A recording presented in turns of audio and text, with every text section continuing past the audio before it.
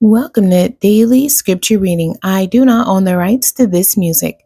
1 Kings chapter 10, beginning at verse 1 and ending at verse 13. This is the New King James Version.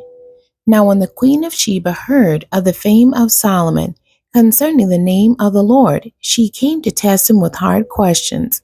She came to Jerusalem with a very great retinue, with camels that bore spices, very much gold and precious stones. And when she came to Solomon, she spoke with him about all that was in her heart. So Solomon answered all her questions. There was nothing so difficult for the king that he could not explain it to her.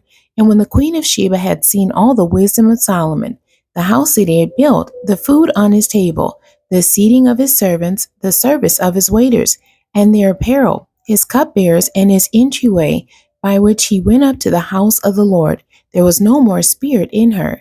Then she said to the king, It was a true report which I heard in my own land about your words and your wisdom.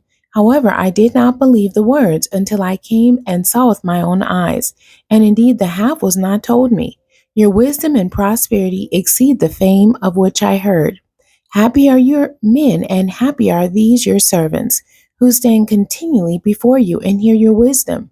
Blessed be the Lord your God, who delighted in you, setting you on the throne of Israel, because the Lord has loved Israel forever. Therefore he made you king to do justice and righteousness. Then she gave the king 120 talents of gold, spices in great quantity, and precious stones. There never again came such abundance of spices as the queen of Sheba gave to King Solomon. Also the ships of Hiram, which brought gold from Ophir, brought great quantities of almug wood and precious stones from Ophir. And the king made steps of the almug wood for the house of the Lord, and for the king's house, also harps and stringed instruments for singers. There never again came such almug wood, nor has the like been seen to this day. Now King Solomon gave the queen of Sheba all she desired, whatever she asked, besides what Solomon had given her according to the royal generosity. So she turned and went to her own country, she and her servants.